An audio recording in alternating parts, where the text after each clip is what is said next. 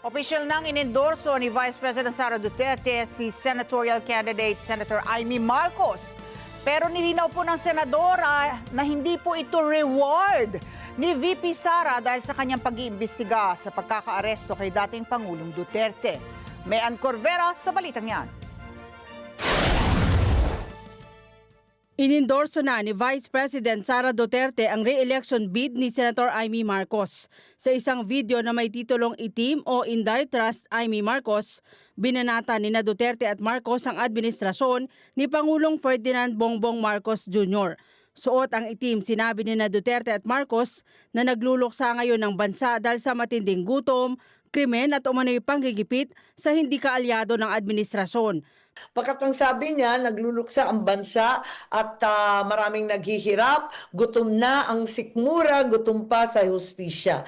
Ang korupsyon, bumalik na naman tayo diyan sa mga krimen.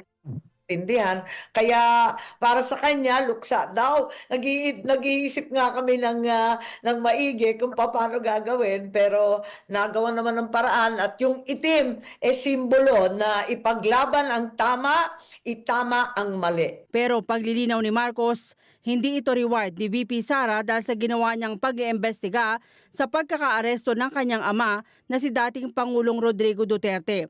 Matagal na raw itong plano at ang pagsuporta sa kanya ng pangalawang Pangulo ay dahil sa kanilang matagal ng pagkakaibigan. Nagpapasalamat ako higit sa lahat. Walang mapaglagyan ng saya, pasasalamat at karangalan sa aking puso. Simulat sa poll, kaming dalawa naman talaga magkaibigan. Aminado siya na siya ang nagpahama kay VP Sara dahil siya ang kumumbinse para tumakbo ito bilang running mate ni Pangulong Bongbong Marcos. Sinisisi ko rin ang sarili ko kasi parang dinamay ko siya sa gulo, nananahimik na siya. Nag-file na siya bilang mayor ng Davao. Kinalagkad ko pa at sinabi ko, sige na, mag-vice president ka. Hindi ko naman akalain. Ang taas-taas ang tayog ng pangarap namin na magkakaisa ang bansa, na wala ng politika na isasantabi ang bardagulan, ang lumang politika na napaka-toxic. Wala na yun. Yun ang iniisip namin, North and South, solid na solid. Wala na tayong gagawin, kundi magtatrabaho para sa mga magsasaka, ibabagsak natin ang presyo ng bilihin, lahat ng PWD, matatanda, solo parent, tutulungan. Ang dami-dami namin pangarap, mag-uunlad ng Pilipinas. Nako, wala pala nangyari, kundi ayan, bumalik nga sa bulok na politikang away ng away. Aminado naman ang senador na ang ginawang pagbatikos sa administrasyon ay lalo lamang magpapalala sa hidwaan nila ng kapatid na si PBBM. Pero depensa niya, hindi niya masikmura ang bangayan sa politika na ang biktima ay taong bayan. Tayong magagawa, talagang marami ng tuloy-tuloy na kamalian. Hindi ko maintindihan kung sino talaga ang nag-a-advise. Malacanang is a snake pit. Kung sino-sino lumalapit, kanya-kanyang agenda. Sana ang aking kapatid na mabalik sa tamang landas dahil hindi na tama itong mga pangyayari, itong politika na mapang-ape, mangpahigante, hindi na siya ayos. Tutukan natin ang problema ng mamamayan. Balikan natin ang ating tungkulin. May mensahe naman ang senador para sa Pangulo.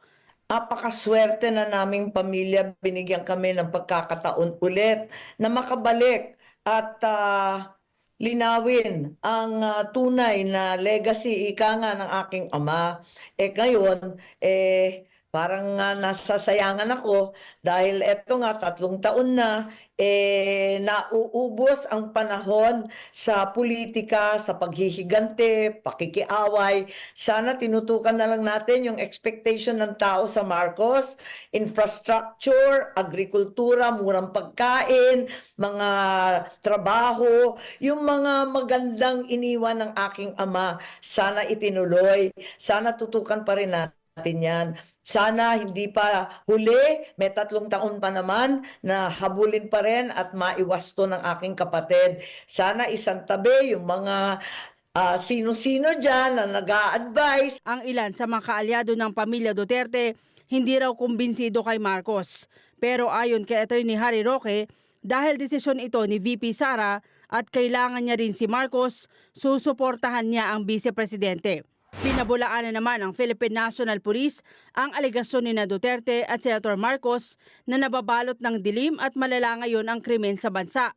Katunayan, sabi ng PNP, mula Enero hanggang Abril ngayong taon, bumaba pa ng 26% ang naitatalang kaso ng krimen kumpara yan sa kaparehong buwan noong nakaraang taon. Gayunman, tuloy-tuloy ang kanilang kampanya laban sa kriminalidad. Mean Corvera para sa Mata ng Agila, matatag, matapang, matapat.